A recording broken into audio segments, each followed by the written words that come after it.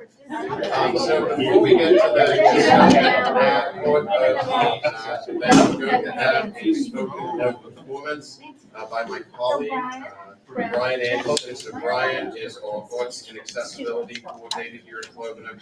So all of the work that we're doing with museums all around the country, helping make the space more accessible, Brian is coordinating and managing a lot of those projects.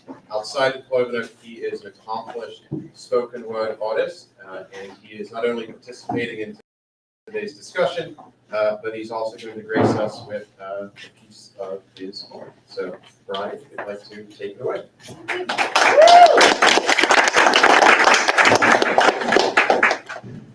So, for this segment, I'm going to be B. Anderson. I'm not Brian. So, when I'm being a creative, yes, B or B. Anderson. So, tonight I am going to be sharing a piece that is very near and dear to me.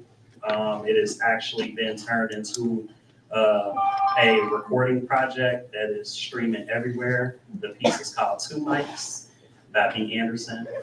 And so yeah, I'm going to get into this piece and hope you all enjoy it.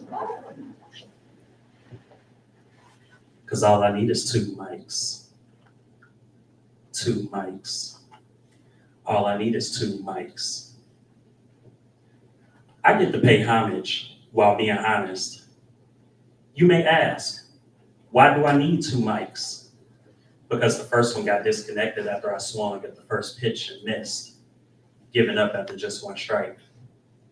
There was a problem before I ever saw light, before they took my weight and measured my height, before I took my first bite. It was downhill from there after the doctor delivered the news of my diagnosis. Nystagmus was the case, which meant my eyes would never be able to focus. Realization set in that I'd never be the dopest because I was too afraid to plug the mic back in. How was I ever going to be the example I expected to see in other men? The date changed, but tears flooded my pillowcase every night. Confidence was as bad as my sight.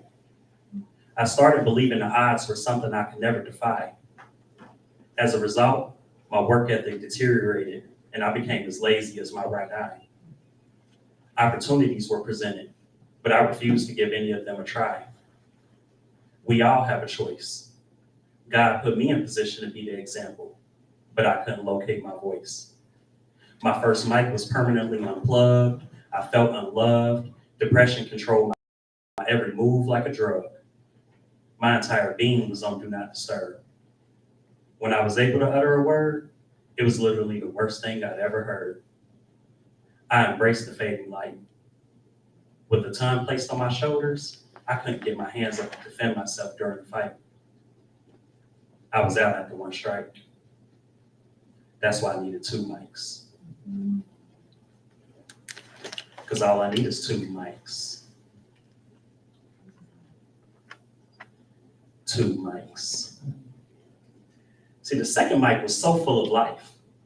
It made me feel like Mike, animating the words that I write. It stayed on my mind all the time. I thought about making her my wife. We already talked every day. She challenged me to speak to her soul in every way. My vision was 20/20, but that second mic saw it furthest. I thought I finally made it.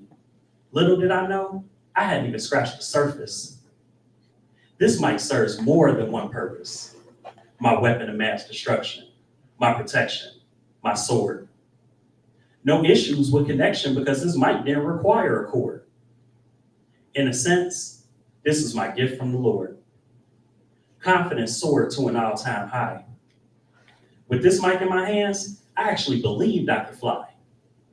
I spread my wings, no longer timid when stepping to the stage. I forgot about my imperfect eyes. My second mic became my third eye, making me legally blind to the haters, doubters, and competition. My disposition alone won the prize. Me and my second mic have soul ties. This train is on a collision course with success. The mic is my token. A bond that could never be broken. When it's all said and done, that powerful three-letter word will be the reason why every truth has been spoken. Life lessons caused the second mic to have a different perspective than the first. Now a seasoned vet and well-versed, I no longer stumble around feeling like I'm dying of thirst. I'm able to proudly walk to the stage full of love and confidence. I feel restored. I feel brand new. As I step up, I reiterate that I'm doing this all for you. That you I refer to is mic number 2. Because all I need is 2 mics. 2 mics. All I need is 2 mics. Paul.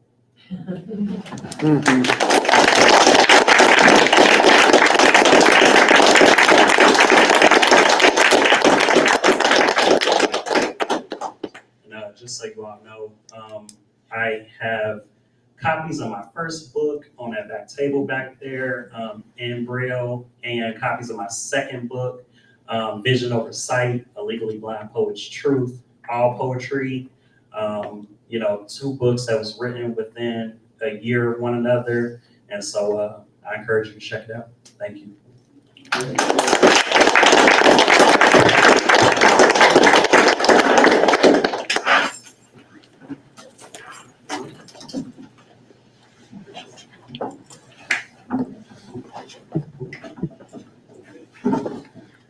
Hey, Brian.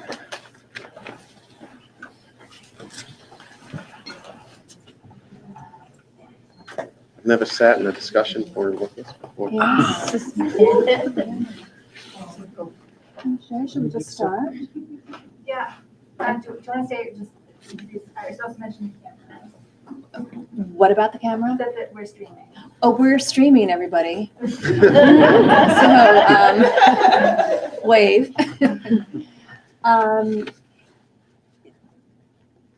I'd like to introduce our panelists and also to thank you all for coming out tonight, and to thank Sam and Clovernook for this wonderful tour and all the work you did in putting together this display, which is fabulous.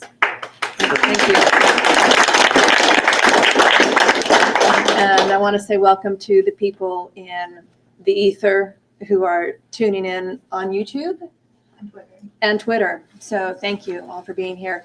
And you'll have opportunities to ask questions along with everyone else in the audience. I have some questions that I'll start us off with, but then usually these conversations sort of organically develop and the audience participates and joins in. Right. Nisha, anything else that we should say to start off? Just mention that, Alka, do you want to talk about IRiS, just to say a word about IRiS? I guess I am part of the leadership team of this IRiS Institute for Research in Sensing. And so we're interested in anything that relates to sensing in a relatively broad sense. Have what I think is a fantastic graduate training program spearheaded by Ryan White.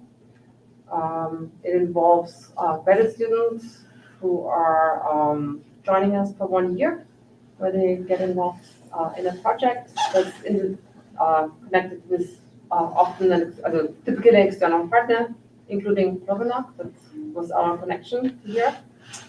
The alloy series are one of the hallmarks. We're trying to make more connections between researchers. I'm organizing a working group on light. Actually, I'm organizing the scientific part. She has been fantastic, and Audrey have been fantastic in helping out with a lot of the work that needs to be on the back end too, and hoping that we will get a book out of that. So that's a project. If you're interested in light, go to the, if you're interested in any of that, go to the IRiS webpage and check out what IRiS is about. And if anyone is not on our mailing list, just find me afterwards, and I'm happy to add you so you can hear about other events like this.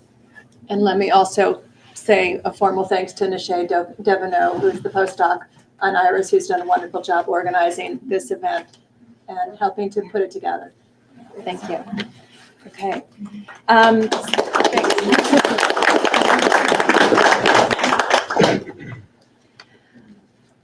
So You've just heard from Brian Anderson. He is the poet and arts and accessibility. He's a poet and arts and accessibility coordinator at Clovernook. We also have Sam Fuchs, Director of Braille Production and Accessible Innovation here at Clovernook. David Grimes, Quality Assurance Coordinator here at Clovernook. Caroline Karboski, the CEO of C3D Inc. And Emily Keel, President of the Ohio Association of Blind Students and UC Senior, about to emerge into the world and make her mark. So thank you all for being here. I wanted to start with a question for Brian, since we just heard your work. Mhm. Excellent work. Thank you. So your oral performance takes us back to a pre-print world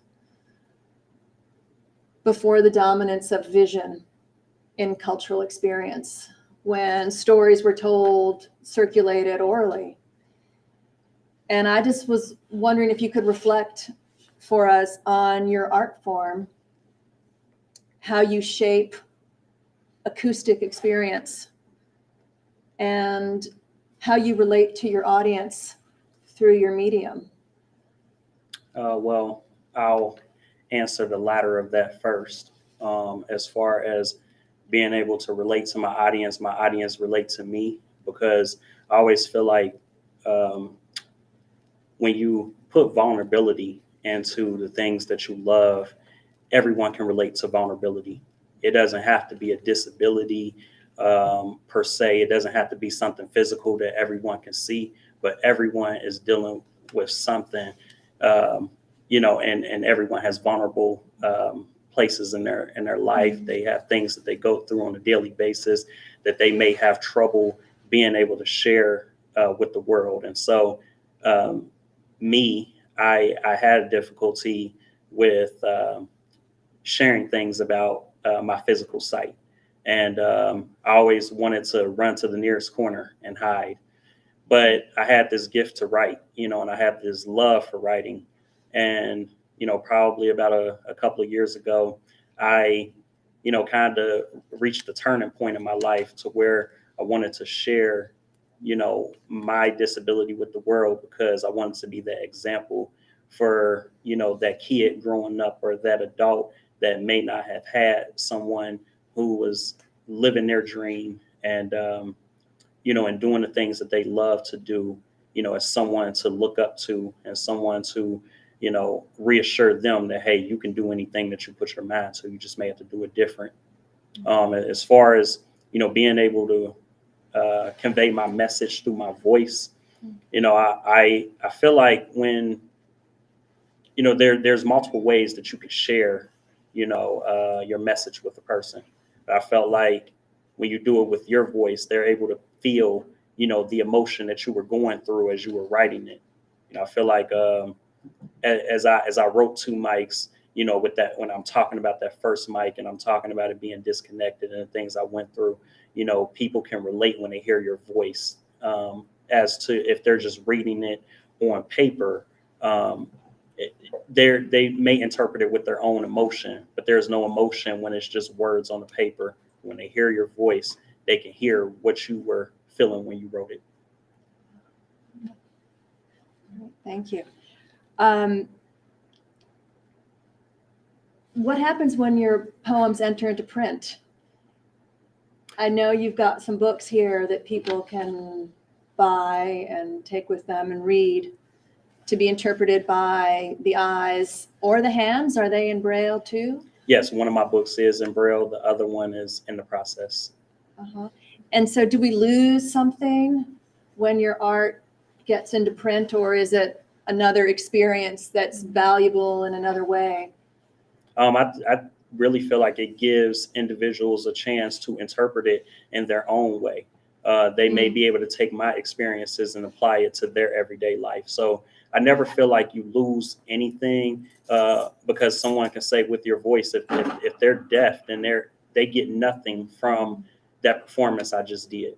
So, the same way as if someone is blind, they wouldn't be able to get anything from a print version of the book. So I always feel like, there's just different ways that you can interpret how a person, wants to convey their message. Mhm.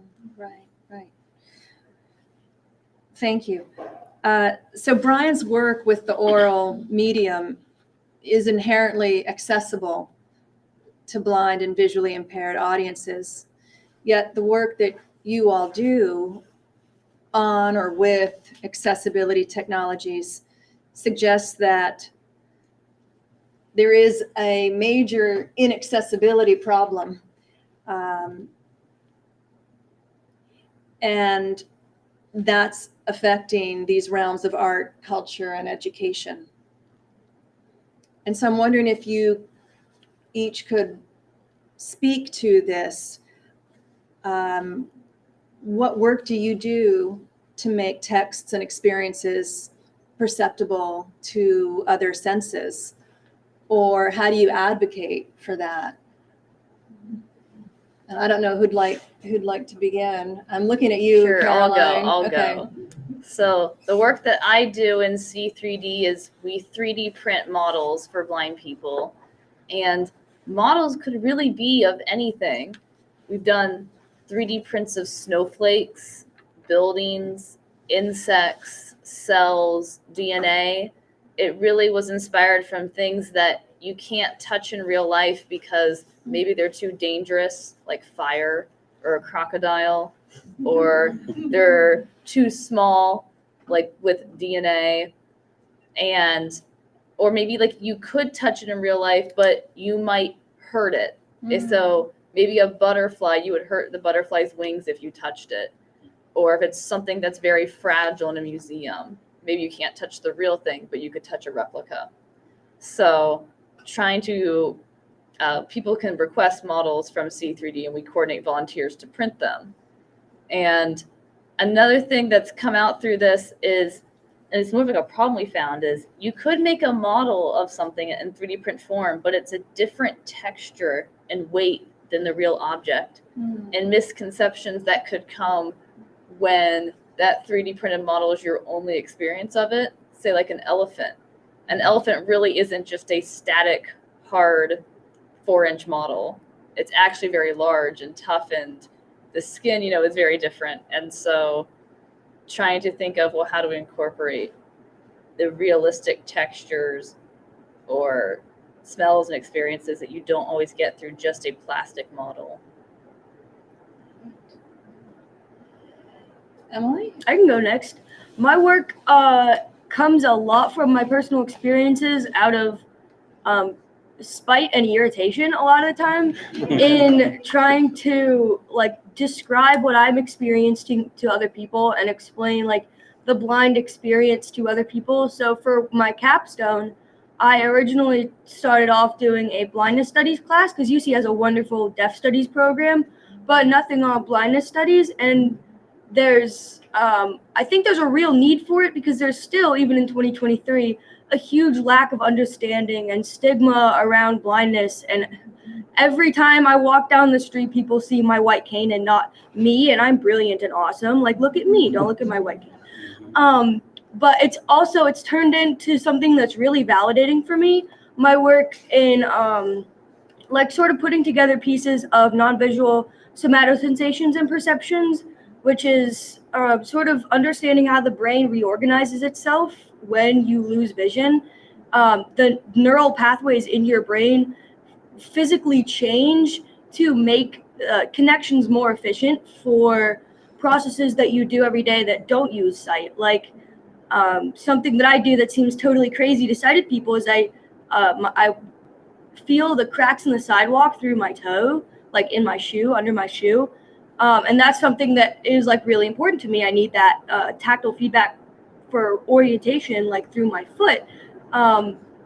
But it's really difficult to explain until it looks kind of weird from the outside, but also my brain knows that that's important. So it prioritizes that information over, being able to see detail, or, read a print book. But it's also why sensory processing is super different in visually impaired and blind people. sensory processing disorder is so prevalent among the community, especially congenitally blind, congenitally vision impaired people. It's totally not talked about. It's something that I didn't even know existed and makes so much sense. So it's just the way that your brain really drives your every move and the way that you think. But your brain's crazy. It's working for you. But the actual experiences that we have every day have to appeal to the senses that we have. And so, like, my nose is really strong. I can tell, like, the type of oil that my roommate uses when he's cooking from my room. I live on the 3rd floor. Like, really specific stuff. Like, my hearing is, it's pretty good, but I would say that it didn't get better, it just got more specific because you're using it more. Your brain's prioritizing that information. So sensory processing there needs to be a lot more research in sensory processing in vision loss. So it's just something that's really validating for me to learn and something I think is going to be useful for other people. And something that you're incorporating into this course that you're developing, the blindness studies course. Yeah, I haven't figured out how to like tag the two together. I'm sort of like doing 2 different projects right now, but I'll figure it out eventually. It sounds like it's great material for your course. It's really exciting, Yeah. that's for sure. Yeah, great, thank you. David? Yeah, I'll go next. People always say, like, if you had the opportunity to see, would you take that opportunity? I'm like, no, I wouldn't. They're like, what? Why wouldn't you? I said, okay, think about it this way. What would happen if all of a sudden you were blind, couldn't see anything? I'd be terrified. Okay, what would happen if all of a sudden I can all of a sudden see? I said, oh, I never thought about it that way before. I'm like, yeah, you got to look at it both ways. I've had interesting discussions with people, especially at church, a lot of my friends. And I mean, we talk about this stuff. And my nephew always likes to tell the story of when I was teaching a Sunday school class. I came in and I was sitting there. He was the only person, or I was already in there. He came in and sat down, didn't say a word. I said, hi, Ralph. He was like, how'd you know it was me? And I said, I could tell by your breathing. Yep. So he was like, oh, man. So he tells that story all the time. But it's just, you just like she said, Emily said, you use your other senses. They don't become, people always think that, oh, well, you can hear better than I can, or you can taste better or smell better or touch better. It's not necessarily better. It's just we're more attuned to it because that's all we have. So. Thanks. So is your work here at Clovernook then, could you tell us a little bit about what you do? I work in the Braille transcription department. I am a proofreader / corrector / quality assurance coordinator. So part of my job is I'm kind of like the last line of defense before something goes out the door. Yeah, that's one of Brian's favorite terms that I say all the time. And so sometimes when things get rejected or they find mistakes, I'm like, oh, what did I miss? It's like, how did I miss that? But sometimes when you see the same thing over and over and over and over, you tend to miss things. It does happen. Hopefully not too often. I guess Sam would be the judge of that. But so what I do is I get things ready for the second proof. And then once they read it on the seconds, which is someone reading it by themselves on paper, they'll keep an error log of what mistakes they find. Then I correct them, and then they go on to the next step. So I'm kind of like the last line before stuff goes out the door. So. And when it goes out the door, it goes to the zinc processing? Goes to production. Yeah. And David is also, you're a key member of OAT's team. Yes, as well. yes, I am on the Arts and Accessibility Committee as well. I've done helped out with signage, proofread signs, gone and explored different signage once they put them in and found mistakes, which it's like, oh boy, what do you do with this? So you just kind of have to tell them and hope they fix it. And this is signage that's like going into museum Museums, spaces? yes. Yeah, actually, museum audits. We've done some fun field trips together. Yeah, we have. Yeah. If you go to the Cincinnati Museum of Natural History, the dinosaur exhibit, we did all those Braille signage. All the Braille signs on that we've done. And I think we're doing some more signage, aren't we? Yeah. I just saw it the other day. Yep. That's another thing. I always say you know, people are afraid to say, have you, when you want to say, have you seen this show or whatever, they say, have you heard this show? And I say, what, seen? They're like, oh. But then I've had adults, seriously, I say, oh, I've seen that. No, you haven't. You have never seen. I'm like, come on, guys, really? You're like adults. You know, I mean, I could see if a kid did it. That's one thing, but an adult. I even had someone ask me one time when he was dead serious if my favorite color was black. Wow. I'm like, really? You're going to ask me that? It's crazy what liberties people will take. Right. I've had people come up to me in a restaurant and say, oh, you've got such nice hair. I'm running my hand through my hair like this person did. Oh, you've got such nice hair. And I go like this. I'm like, what are you touching my hair for? It's just crazy stuff like that happen all the time. So the perceptions or misconceptions are still out there. Right. And it's our job to educate and try not to be rude about it. Sometimes that's easier said than done. But Understandable. Yeah, thank you. Sam, maybe you could say something more about that arts and accessibility. Sure, and I think the original question was about kind of you have to remind me. Yeah, well, it's organically developing. Okay, so I know. I think it was about, your work to make texts and experiences perceptible to other senses, or Yeah, how you advocate for that. So on the tour today that most of you took, you saw a lot of our traditional production. So, you know, press room and Braillos, and that's pretty much what we did for about 100 years, from 1914 to about 2014. We produced all this material, but it was someone else's program. We were just under contract to produce all this, the Library of Congress and others.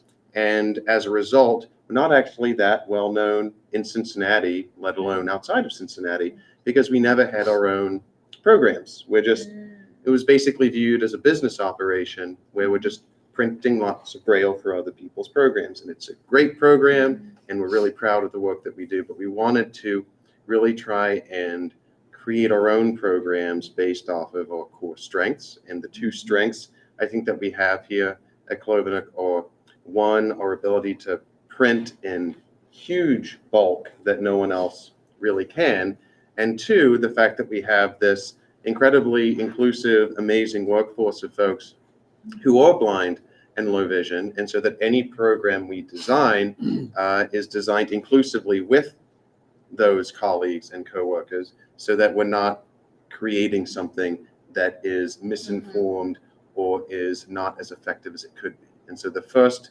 initiative that we launched was an Arts and Accessibility Initiative in 2016. And so that program provides free accessibility consulting and free materials to cultural institutions. So we'll have our arts team, which is a group of folks who are some sighted, some blind, some low vision, consult with a museum and provide information, feedback, ideas. If they're local, we'll go do a walk around. And then we can also then provide a fair amount of material for free. So a lot of the time that starts with what is kind of the big mantra, which is make your print accessible. Because when you walk into a room, you're surrounded by print. I mean, even if you look around the room here, we've got print all over the place on the walls. And if you go into a museum, it's often the same. But if you're a Braille reader, it's a desert. Yeah, there's nothing. It's my favorite saying. There's nothing there. And so we really try to make sure that all the basic, brochures, pamphlets, gallery booklets, that all of that is available in Braille and large print.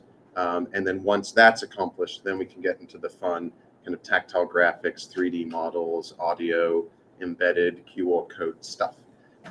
But kind of number one priority is making print accessible, because it's not, and it's very easy if you know where to go to make it accessible. So. What do you call that? The low hanging fruit. Low hanging fruit, yeah, and it's been a very successful initiative. Yes, we've worked with museums all around the country.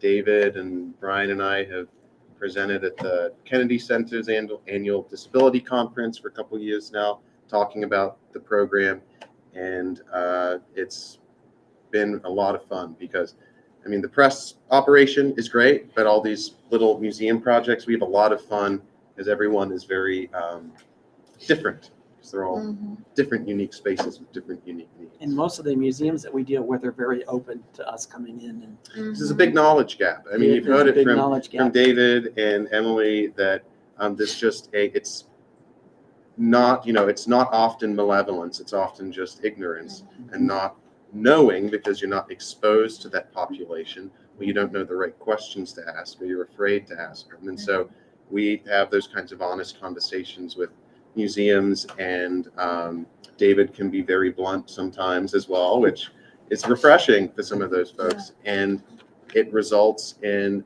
a much clearer understanding of the basic things you can do to make a space more accessible. Well, and sometimes being blunt also means being very vulnerable. Yeah. As Brian talked about earlier, being vulnerable.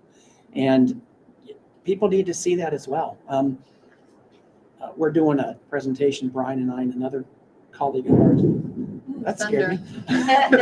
Wasn't ready for that one. But we're doing a presentation in San Francisco in about a month, and we're talking about, our experiences as visually impaired and blind people. And we're going all the way back from when we were younger, what kind of negative experiences, what did we learn from that, what kind of positive experiences. I got an incident where there's this famous rock throwing incident that I'm going to talk about. And I wouldn't advise anybody to carry a rock in your toolkit. It's not a good idea. But it's something that happened. A rock throwing incident when I was a kid. Someone was making fun of me and I got tired of it, so I picked up a rock and threw it at him. He said, "Well, you won't see me. You can't hit me. You won't see me." Well, he kept talking. And was a target because he kept talking. Yep. Yeah. So I don't advise people doing that, but that was just, where I was. He'd been making fun of me for 2 weeks, and I was like, nope, I'm done. And I got a good talking to.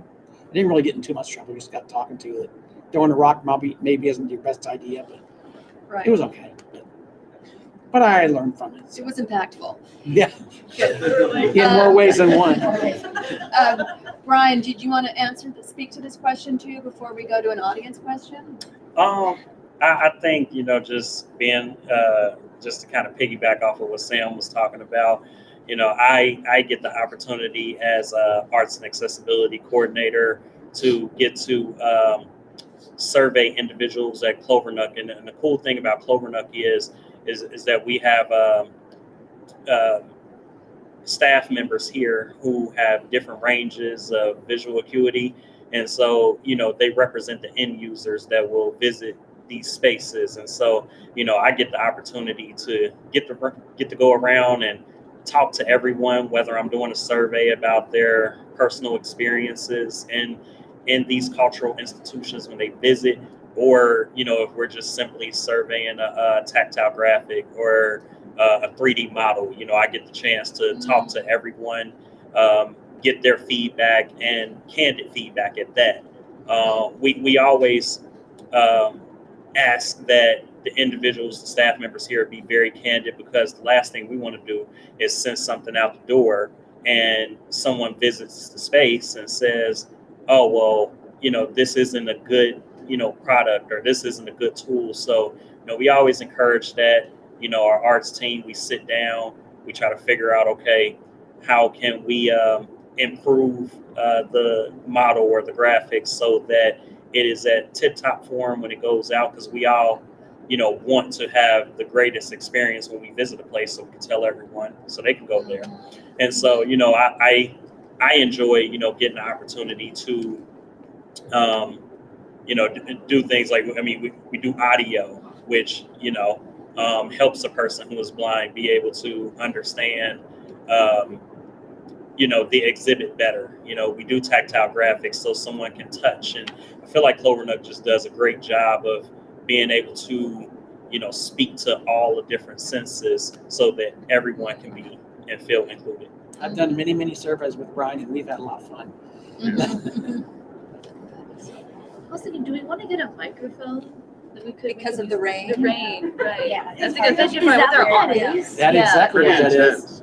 Oh It's pretty my, intense. that's Like so maybe we can use cool. like I know, I love the it. microphone he's using for the spoken word Oh. performance. Maybe. Especially with our online friends. I don't know if they can hear us. Oh no, is your window open or something? Oh, yeah, well. Clovernook needs to get a wireless mic. Who's Oh, our speaker is in the green sweater. Also know, should we know if online people are messaging? If they're should we have Shay is Okay. monitoring that, yeah. Okay, cool. Born out of what you were telling us, about the work that you're doing for the library of Congress with the. I don't think everyone can hear. Can Oh, people, okay, yeah. I personally don't need There's that. air. maybe if you stand up, it'll, Answer my okay. So, my question was, kind of piggybacking on what you guys were saying and, about like that, that you're doing the stuff for the Library of Congress and that when you go out to these museums and you're just talking about, oh, look at all this signage that you have that doesn't have any, braille or accessibility to it. And this is my own ignorance. Are there government, rules now for things like that they need to be put in place in some way, like we had the whole grant thing, Yeah. that it took a while, but it finally happened. It's So, very basic.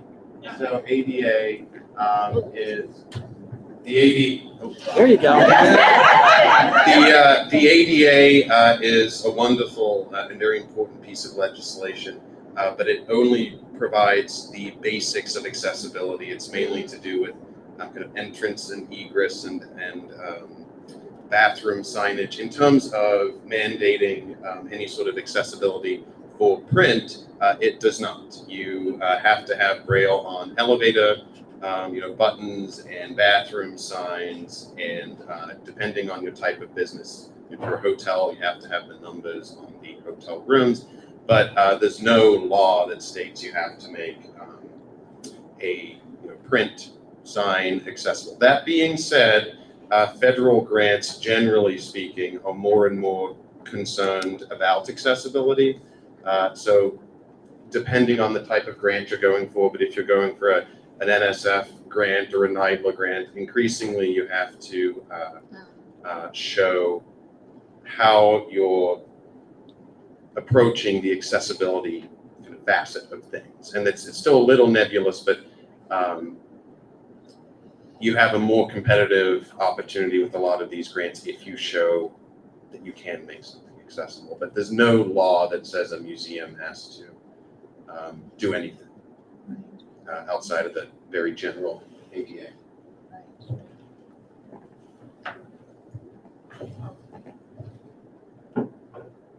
So I see Professor Valinsky is here too. Closer to you. Oh, okay. So I'll ask a sort of neuroscience-y question. I don't think it's amplifying. Okay. I was really interested in intersecting identity modalities. As you guys were going around talking about some things, that's something that sort of clearly came out.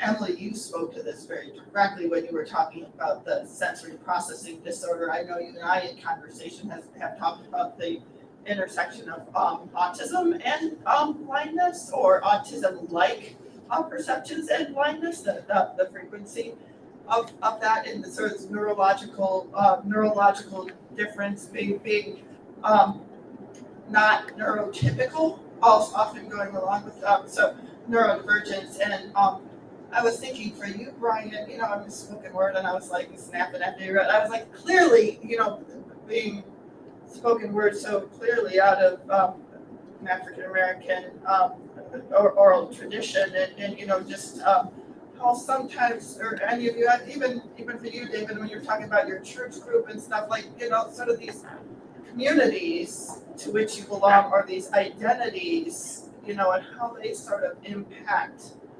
Because it's not like, I think the idea is that I promise I'll say where I'm going here, is that it's this idea that like all blind people are the same, this kind of ableist idea, like all blind people are the same. When we talk about blind experience, you have to stay in that lane of talking about blind experience, but really kind of dealing with all these different identities and neurological modalities and just different communities and all that. So I guess anybody who just wants to say anything in response to that whole smear, I'd be happy to hear from you. Sorry, I got stuck. Sorry about that, Ryan. So, as David spoke about earlier, we will be heading to San Francisco next month, and we're going to be doing a presentation about a day in, really the everyday experiences of someone who's blind and visually impaired. And so, for me, what fuels me to write, especially when I'm talking about my disability, is just the fact that I want to kill the stereotype that all people who are blind and visually impaired are the same.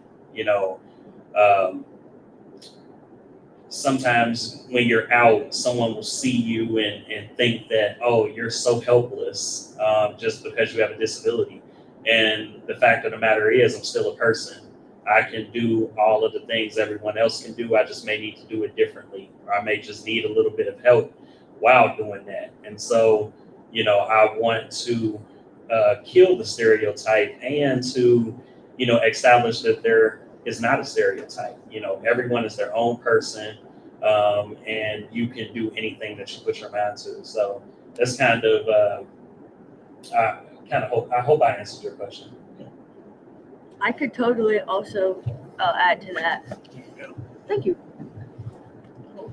Oh, I can scoot up too. I like to think of things very scientifically and numerically. And so because I'm a blind person, that's, I guess, an identity, and also a diagnosis, the medical model and the social models of disability, there's a huge overlap, and you meet people with varying levels of information about being blind or having a disability in general, but especially with blindness, it impacts every part of your life. So everything will just take a little bit more. One of my friends, I was talking to her this morning, and she was talking about spoon theory, and I haven't heard about it in such a long time, but struck me a lot that blindness, you have I would say about the same amount of spoons as everybody else, maybe less. Of course, it's less some days than others, but blindness has a lot more tasks, a lot more tasks that take a lot more spoons, or a lot less spoons for a lot more tasks, because I have to worry about, I know that where every crack in the sidewalk is, whereas any of my sighted peers just know how to get from A to B. But in terms of identities within the blindness community, or specifically neurodivergence, which is what Dr. Reuter mentioned, especially in congenital blindness, autism is 70% of kids or adults or people that were congenitally blind, more than that, are diagnosed with autism-like traits, which is insane and stuff that people don't talk about. So there's another piece of an identity that's sort of missing. When we're thinking about things and when we're learning about different identities and different schools of thought, there's so many things that play into your identity, especially with blindness. What age you lost your sight, how much vision you have left, if you have any vision left, stuff like that. It plays in your brain because you see with your brain. It's all very scientific. So I like to study the overlap of the medical model and social model of disability with blindness specifically, because there's huge overlap. And maybe you could just tell the audience what you mean by medical versus social model briefly. Oh yeah, the medical model is having a disability, having a diagnosable disability, and addressing it from medical perspectives with to therapies or medicines or surgeries and stuff like that. Whereas social model is more of addressing disability as an experience. When you go to the grocery store, is IRA free at the grocery store? Like that's part of the medical model or social model of disability. Are there bump dots at the sidewalk crossings that were actually oriented the right way? The answer is no. But things like that, I guess. I can talk about, I'll take the mic, thank you. I can talk about being born blind, never having sight at all. That's a whole different dynamic. I know, Brian has some sight, and Emily, it sounds like you had sight at one time. Yep. But being born that way, as my friends have asked, as I said earlier, would you like to see? I'm like, I don't know if I would or not.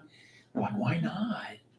Just like I said before. And I'm like, well, think about how scary that would be. And so there's so many hopeful technologies that are out there right now. There's the iPhone, which has the voiceover on it, which when I got my iPhone, I don't even know how many years ago it was now, but that opened up a whole new world for me. I had seen other people around here having them, like, you know what, I need to get me one of those. But it's opened up everything. I can text, I can email, and there's so many different technologies out there. I even have a Braille tablet that you actually type Braille on this. It knows where your fingers are, and you type on there, and when your fingers get off, it vibrates. And then you have to put all your fingers back on, and then it recognizes it again. And you just keep on typing. But that it types in Braille. It's like virtual Braille. It has a Braille display on the front, and it types, like when you type it, it shows up on the Braille display what you're typing. And Clovernook bought one, and I've been using it for years, and I love it. So the technologies that are out there are great, but technology isn't going to help the ignorance that is around, that's everywhere. I mean, people just aren't exposed to it. And my nieces and nephews, they've grown up with me, so they're used to it. But it's funny when you get someone come up to you and they know that you can't see, and they'll say, how many fingers do I have up? Really? Mm-hmm. One time I said 30, just say it, They're like, now I don't have 30. Well, then why are you asking me? Especially since you know that I can't see. So it's just crazy stuff like that. That stuff gets a little bit annoying. Now with kids, it's one thing. Kids will be kids, and I've had some funny questions from kids, but that makes it fun. Because I've spoken at a lot of schools, a lot of school groups, and which I really, really love to do. But kids are curious, and most kids, when they ask the question, they're going to be blunt about it. So, which is good. There goes my phone. Guess I missed a call. Oh well. Speaking of phones, Yours or mine? it was mine. So that's kind of like, and the experiences that I have in life are going to be a lot different from Brian's and Emily's, because I haven't had sight, where they have had sight, and where they probably know what colors look like. That's a thing that boggles my mind, is colors.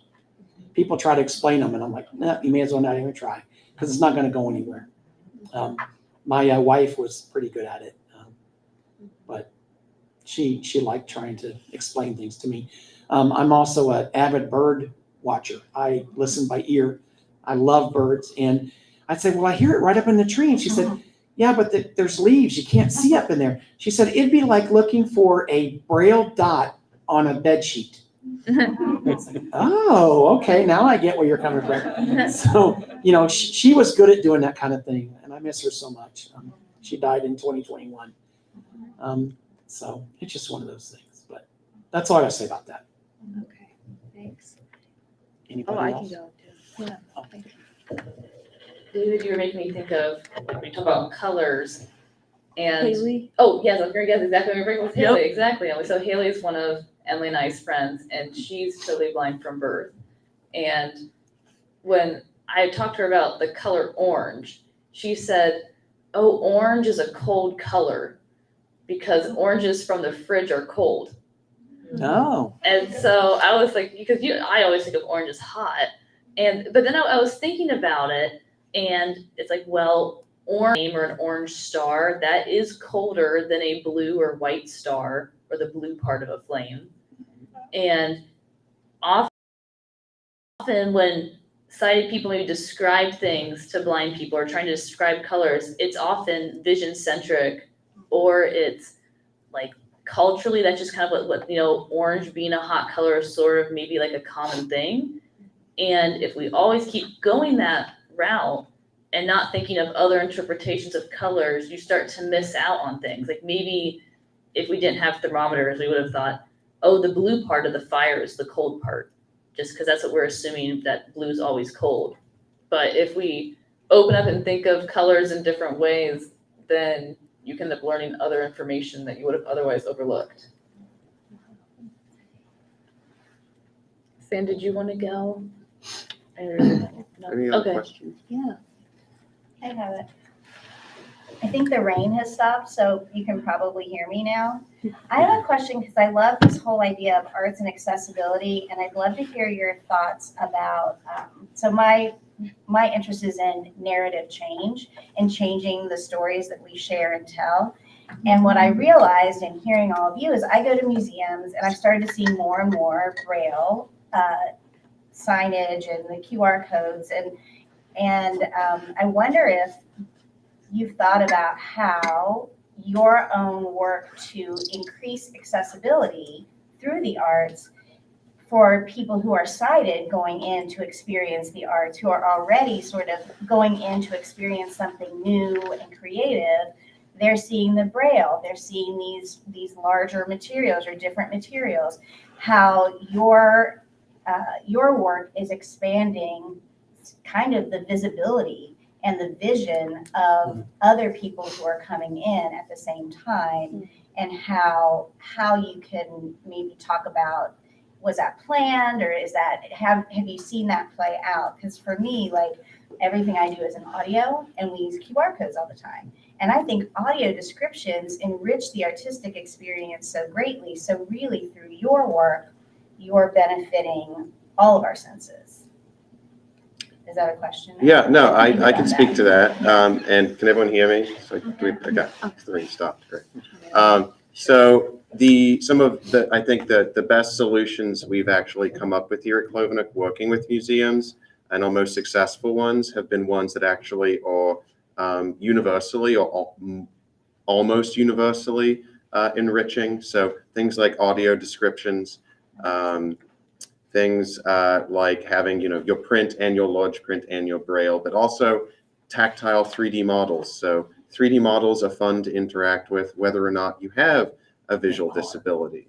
And so the best solutions are often ones that appeal to more than just the niche group or the quote unquote niche group. And also a museum is then more likely to want to continue to engage with that kind of material. The second kind of part of what you're saying, the normalizing of accessibility, is another huge piece of it. The more that Braille and kind of tactile experience is seen as kind of standard procedure, it's a ripple effect, and it starts small, but already working here in Cincinnati, I'd say nearly every major museum now has Braille that we've produced, or tactile graphics, or audio, and it certainly does start to have, even just in the perceptions of the museum staff that we're working with, it does piece by piece, I think, start to help to educate people and create a more full kind of understanding of what accessibility actually is and can be. Yeah, so I'm curious about the technology aspect. So Braille has been around forever, and well, not forever, but it's been around for a long time. Technology changes. I know we talked a little bit about some new things that may be happening. I look at my world, and I'm a designer, and we're getting pretty deep into VR and AR. And so I'm curious if anybody is doing anything around visualization through haptics. And what are the new waves that are coming through in technology for visualizing when you don't have sight? Sorry. Okay. Do you want to go first?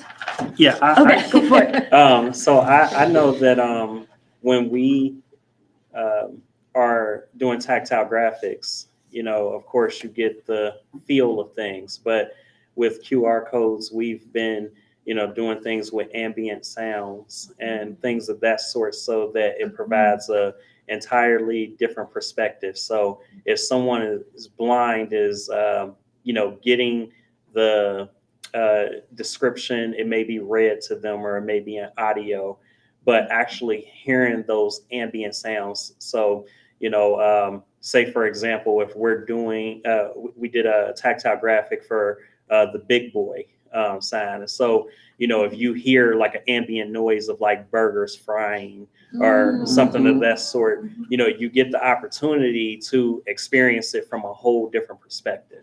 So that's one of the things that we've done in Clovernook. Emily. All right, I'm bursting at the seams over here. I love this. So have you heard of the Blind Driver Challenge? In 2011, the National Federation of the Blind had a car that was specifically designed for like tactile driving.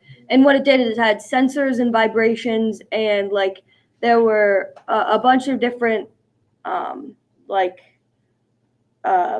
physical things that came up and touched you if you were turning one way, or it vibrated if you were coming too close to something, and it worked just like if you were to see something come to a stop. Obviously, there was also smart technology built into it, but it was the fact that you could steer a car with vibrations under the seat, where it would pick up what's around and tell you where it was, but through vibration. So it's that whole like ambient physical sensation. But then also Microsoft Soundscape, may she rest in peace. We love Microsoft Soundscape. It's so good. But you were able to put beacons above places in a way that other apps hadn't done before with ambient sounds. So you could put a beacon above like a classroom, and you would be able to find that classroom by following the sound if you had the app open, which was really helpful and a really creative way to do it. But there's also tons of ways to do it, and this also, like with art and stuff, it's a great way to explain new experiences non-visually. But like then we're sort of leading into the over-technification of solutions, which is one of my new favorite things that I could talk about later too. Well, I've got a short comment, I guess, and I think it ties in a little bit. So we recently installed here at Clovernook something called Good Maps. So that is they come in with a big LiDAR rig, and they essentially spend a day creating an entire digital map of your building. They upload that to their cloud and their app, and then as a facility, we can go in and place tags, text, audio, video on anything within that whole building map. So then if someone has the app on their phone, we have every room listed, human resources, press room, we have equipment listed. If someone comes in the front door and they activate the app, it'll give them exact directions to get to anywhere. It's like a live map. It can also hold content. So it'll also vibrate if you're going in the wrong direction. It'll say, go left, go right, 20 feet, go down the stairs. And it's a live kind of GPS. And so that's a really interesting, somewhat expensive, but interesting way to look at creating accessibility with haptic and audio feedback within a space. And Emily mentioned the other kind of big side of navigation earlier. So the first is this kind of mapping and then kind of self-guided user tour. The other half of it is IRA is the big name. So that is actually a operator support where it's a subscription package essentially.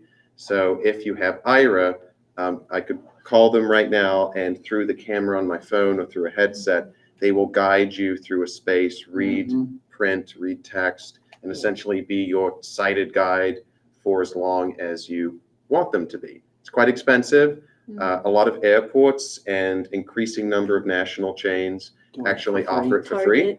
So if you go inside their space and you want to use IRA, you can do it, and they have a business subscription. So it's Lisa this. Hall uses this all the time. Yeah, I mean, you You know, don't Lisa always Hall. want to Yeah, of be course. linked up with a stranger, but that's the two. There's the two kind of halves there. There's also an app called, Eyes? yeah, that Yeah. does the same thing. Mhm. What is it called?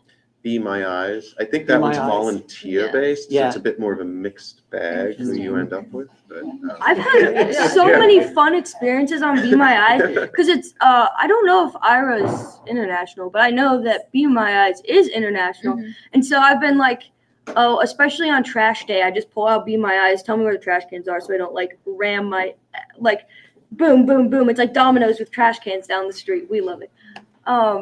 But with Be My Eyes, I've talked to people from Germany or from Norway or from South Africa or like everywhere. I get so lucky, and they just tell me where the trash cans are, or like help me go grocery shopping or some mundane task like that.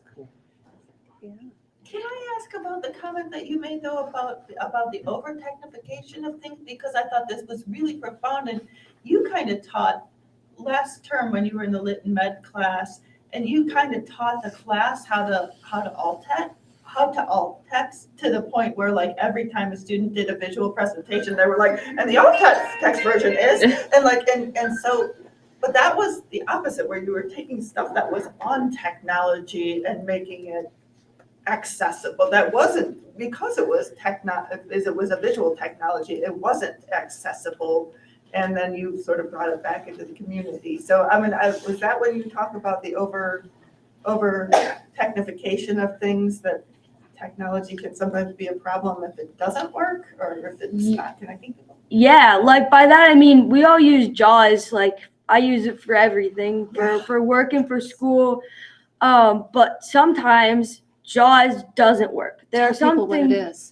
It's a screen reader, so it linearly reads everything out on the screen. It's a lot more complex than that, but I don't even know how to explain it. Okay. It's a screen reader. But when stuff We use it doesn't here. when stuff doesn't work through JAWS, a lot of the time, especially my classes this semester, it's like beating a dead horse. Like, okay, we're gonna try this thing to make it work. Okay, we're going to try this thing. Well, it's not going to work because the application itself is designed poorly. And so JAWS won't be able to, like, no matter how many, scripts that you can write for this one thing, it's not going to work. But, like, there are people, like, with the image descriptions, if people just tell me what images look like, it's awesome. It's quicker. I like things to be fast. I am here for efficiency. I just want to get in, get out, and go home. Like, not exactly, but I like things to be fast, as fast as a sighted person can. I want to be as lazy as a sighted person. I want to be able to do things with as much ease as a sighted person. And JAWS does not allow for that. It just takes so much longer, and that's irritating. I don't want it to take a long time. But and I'm taking ASL this semester, and I'm like, how are you taking ASL? Because I have human interpreters. I have people that copy sign everything that my professor says into my hand, and that's just like my favorite example of taking something that could have been super horrible, like trying to learn a visual language over like audio descriptions on video or through people trying to explain to me what it. But by taking that out and doing it like someone who's deafblind, so I'm learning PT or tactile sign language, which is super, super cool. But it's like putting people into the equation instead of technology, which is really how you fix that. I've run into it a ton of times. If you want to talk about reading sheet music without sight, I'm your girl. I have big feelings. I guess that's kind of what I was talking about with the visualizing of haptics is in that case, if you could have a glove on that would feel like someone was signing in your hand. And so you wouldn't need that extra person there. I want that extra person there though. Yeah. Because then there's less room for error. And I mean, if there is error, it's easy to fix. But yeah, instead of a haptic glove, there's sign language interpreters that are really great at their job. There's really no need for that. I mean, it would be cool, sure. But with stuff like that, when it's something that a person could do really easily and we're trying to make a robot do it with, success rates that are, might as well just have a person do it. It's easier for everybody. Somebody brought in a haptic glove here a couple of years back, Yeah. and it was, no. That was the funniest thing we had. So That was an crazy. Go ahead, example Sam, it was of crazy. well-intentioned design that didn't talk to end users. And that's No. something that Yeah. you see a lot in all over design, but especially I think in accessibility. So Yeah. they wanted it to be a Braille reading glove. And they put the glove on, and so the Braille cell is made up of these 6 little dots in what's called a Braille cell, and you read them all together. They had one pin that would pin you above your index finger, one pin that would pin you above your little finger, one on your wrist, on the outer wrist, one in the inner wrist, and so it was this, like the 6 dots were spread all up your hand. Your hand. And it's not how you read Braille. It's like a little insect stinging you all over the place. Yeah. And I felt so bad because they were these really well-intentioned young design students, but it was complete nonsense. It's We a were great like, example. sorry, but this Yeah. is Yeah. not going to work. That's, yeah. Talk to the expert. Hello, you have a question? Yes, I had a observation and maybe question, but I'm fascinated by your point about over technologization, because many people here are designers and scientists and researchers and so forth who want to build technology that helps people navigate the world, people who have visual impairment or just anyone. And I'm thinking about all of these ideas, and it strikes me that they come from a place of trying to make people independent, to be able to make people self-contained and navigate the world on their own. And what you're saying is you're looking for some element of interdependence where you bring in the social aspect, where you don't want to be just more and more on your own. I wonder if that's something that's more broadly applicable to people in general as we all go more towards technology. Well, I think we saw it with COVID. Okay. I don't think people are not meant to be independent in the way that you are only one person, you're doing everything yourself. It's nice to be able to do things yourself. Absolutely. I love having the freedom to do, go wherever I want, whenever I want. It's fantastic. It's liberating. But people aren't inherently meant to be by themselves. We're supposed to be cohabitant. We're supposed to work together and rely on each other. We're here to help each other. That's why we have communities of people. But when you're talking about over-technification, by that I mean, yeah, when researchers don't, like with the haptic glove, that's so funny. It's just people that It wasn't didn't funny, believe me. that didn't talk to their clientele base. It's like that's totally just misinformation, and they did a whole project on it. Like I'm sure they were they were really smart in something, but they didn't admit that they weren't really smart in something else, and didn't take the time to research the people that they were designing for, or learn about what blindness is as a whole, because blindness is not just the absence of sight. It's so much more than that. It encompasses like everything. It changes the way you move, I swear, and the way you think, and the way that you have to do everything. I wash the dishes like differently than I did when I had sight. Like everything is a little bit different. But the over-technification, just like talk to the people that you're designing for. Dude, I love to talk. Like we could totally chat about any ideas. Like I know tons of people that would love to hear about it and give you good feedback. Thank you both.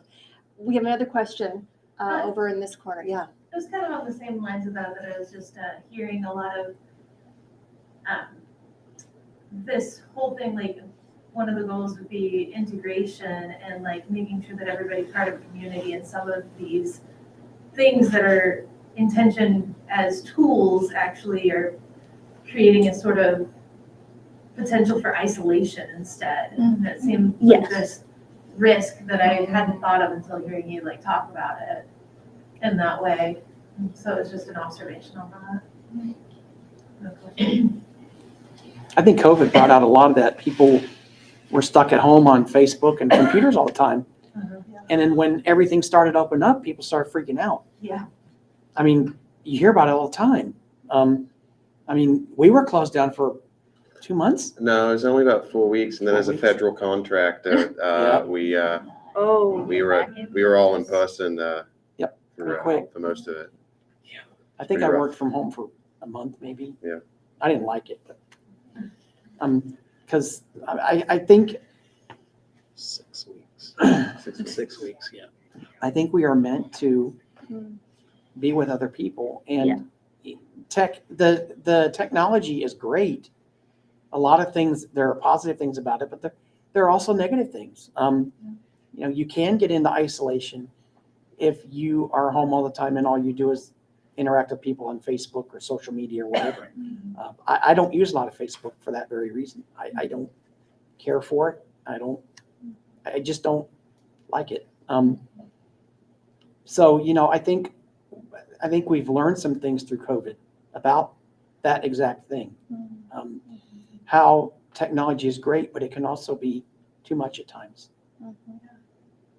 How important that human voice is. Mm-hmm. I think that's one of the reasons live storytelling is so popular now. Like And moth why, when you radio. call a company, why can't you have a person answer the phone, for goodness Right. sake? Oh. We have a question over here.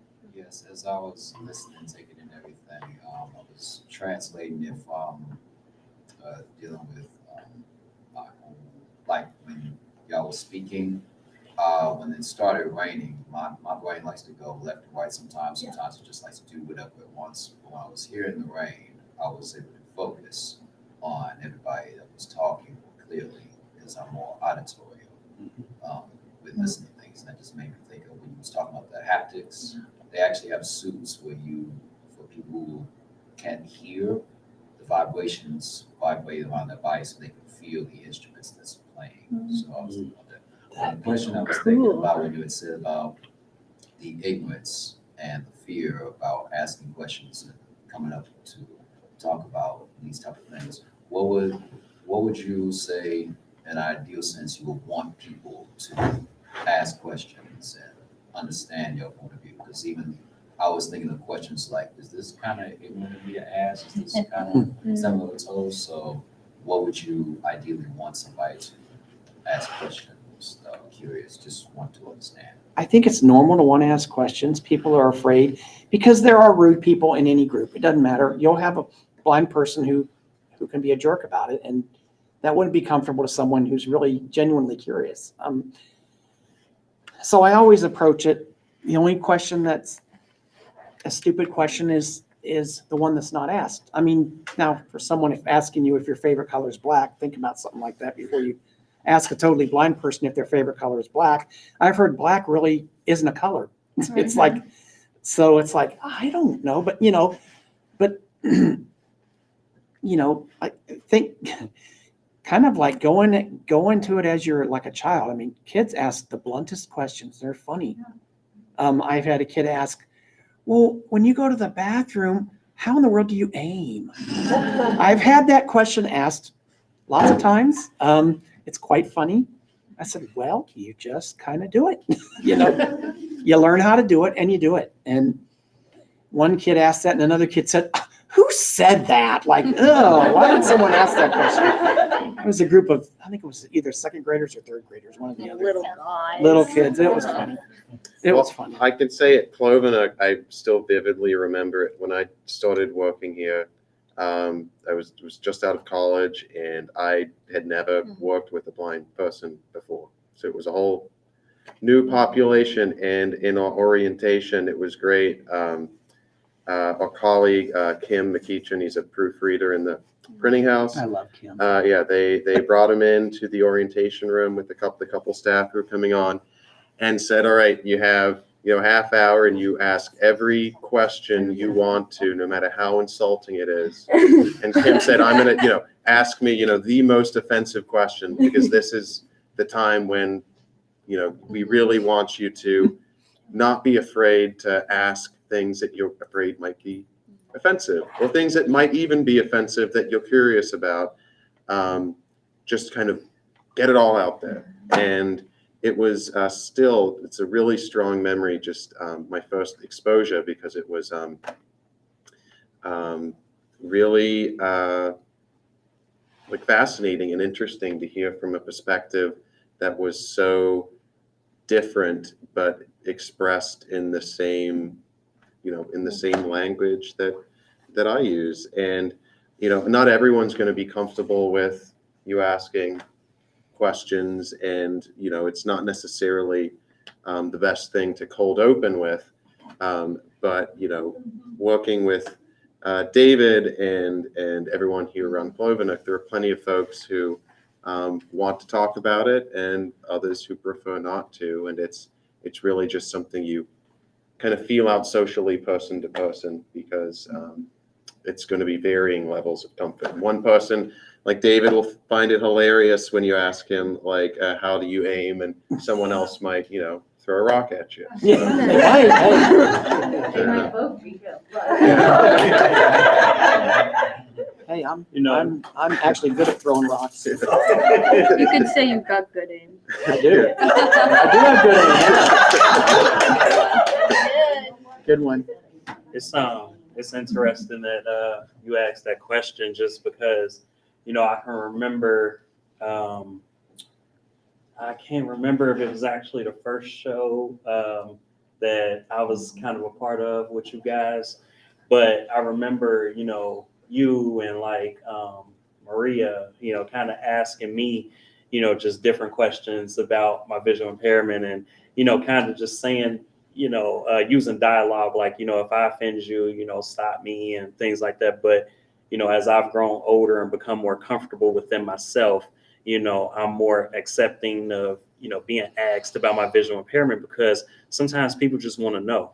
And sometimes if, as the people who are blind and visually impaired, if we don't, provide that open door, then we can't say that we want people to understand us and what it is that we're dealing with if we're not willing to be open about it. And so that was something that I kind of had to, open up to throughout life, is just, realizing that, I have a disability that's noticeable to others, and people are just curious. And sometimes people don't know how to ask. And, sometimes it may be uncomfortable, but I just think that communication and having an open dialogue will, allow people to, be able to comprehend and understand better. Well said. Another thing I thought in just the over technification of things is sometimes people think the solutions to problems involve something that's super expensive. And sometimes that just becomes a roadblock and the problem doesn't get solved when really it could have been solved.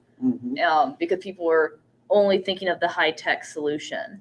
And a lot of times, like with Braille literacy and around the world, like a lot of Braille technology is super expensive, like Braille displays and screen readers.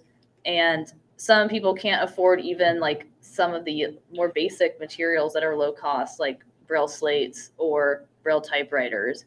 And there is a big gap between access technology costs. Sometimes people make very intricate and cool new tech, but it never actually gets widely used because it's too expensive.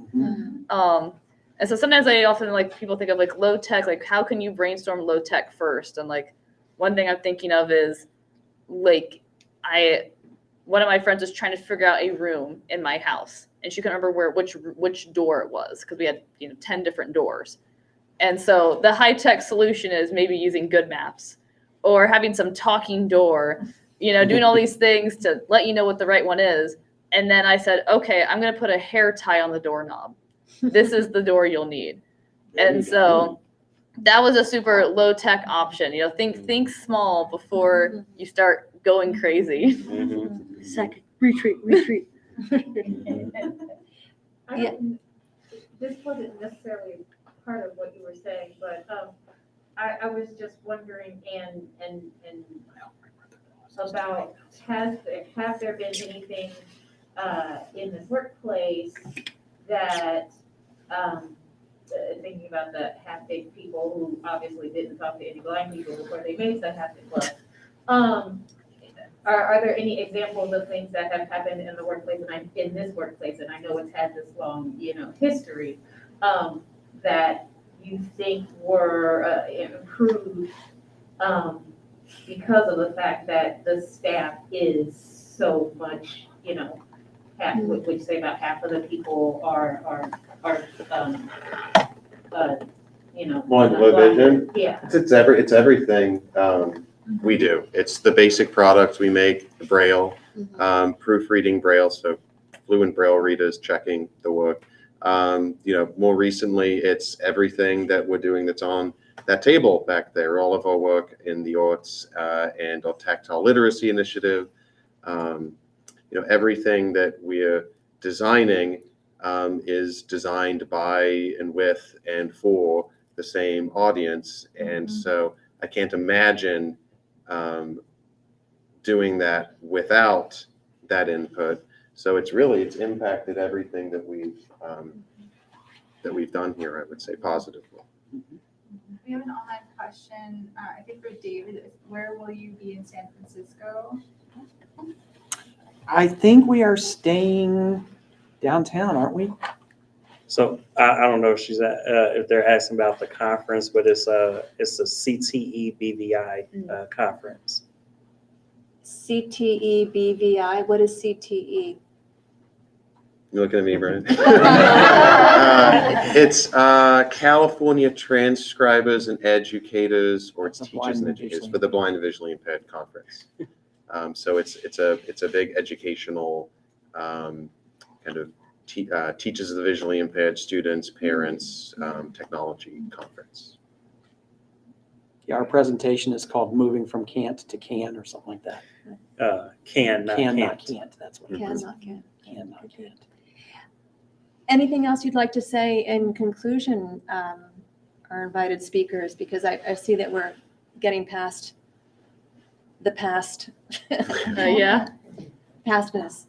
Hopefully my brother-in-law's still outside waiting for me. Yeah. He's probably Yeah. abandoned. I have a quick question. Okay. What is your favorite bird to listen to out there? Oh man, I would have to say the wood thrush. They're so pretty. They sound so pretty. I just love how they sound. They make such different. Either that or a mockingbird. My wife used to say, "Well, how do you know it's a mockingbird and not a blue jay or whatever it's mimicking?" I said, "Because it only does it like in things of three, and then it switches to something else." And I love birds. They're fascinating. It's amazing. When David and I are walking around outside, sometimes she'll just call out the bird names. Oh, that's a cardinal. Oh, that's a robin. That's a sparrow. Whatever. I love it. Brandon? Yeah, so this question is kind of just like, because I realize in the context of things, I don't ask, I just do. How would you go about if you see someone who's visually impaired and might be having an issue with something without coming off as though you're infantilizing them? Oh, good question. Basically, if you come up to someone, the main number one rule of thumb is don't just grab them and start leading them somewhere. Yeah. That happens all the time. All the time. All the time. Someone will come up and grab, like, where are you taking me? What if I don't want to go that way?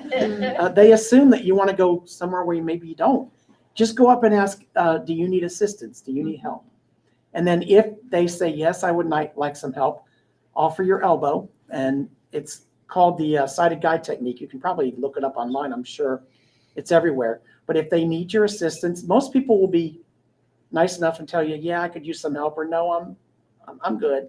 I mean, and as I said earlier, you'll find jerks everywhere. So there might be somebody who might be rude. Don't assume that we're all that way, because we're not. Somebody could just be having a bad day too, but always offer assistance if they seem like they might need it. The worst they can say is no, I'm good. Or yeah, sure, thank you,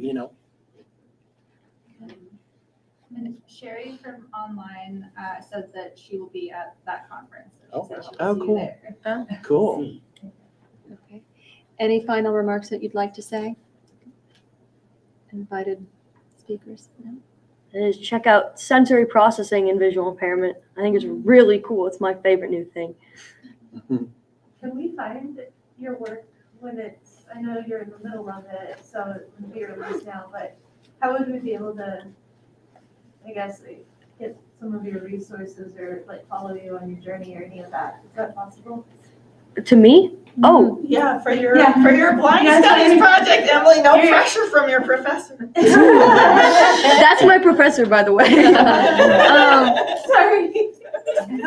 I, I'm gonna publish this now. yeah, I don't know how to do that. Okay. I So don't if know. we check in here, we probably wouldn't. Well, I don't know, for Clovernook folks, can we send over Emily's finished product to you guys? Yeah, sure. Let's see why you couldn't. Yeah, don't you wanna know? Emily? Is that like your thesis or something? Yeah. Sort of. No pressure. Wow. Yeah. Do you have any Good for you. public-facing media channels, whatever they're called, that in which you announce things about yourself? I published a couple of things on the National Federation of the Blind website. There was one I did on non-visual accessibility in digital forensics. So when you're thinking about like forensic toolkit and mobile digital forensics, stuff like that, I went through those products and I wrote an accessibility audit about those. I think that is, but that's not really, that doesn't have a whole lot to do. That's a lot of the over-technification, like in a 15-page paper. But you might be able to find that on the National Federation of Blind website. I'm not sure. Well, everybody's LinkedIn. invited to Emily's recast assignment talk on April 27th when she pitches her paper. I won't be So here. no pressure there. Make it good, because we're gonna invite everybody. So email Dr. Shelley Reuter at uc.edu for more information about that date. Or we can send it to IRiS. Okay. That's true. To IRiS. Okay, Thank you. great. Well, thank you everyone for staying so long, and I hope you enjoyed the talk.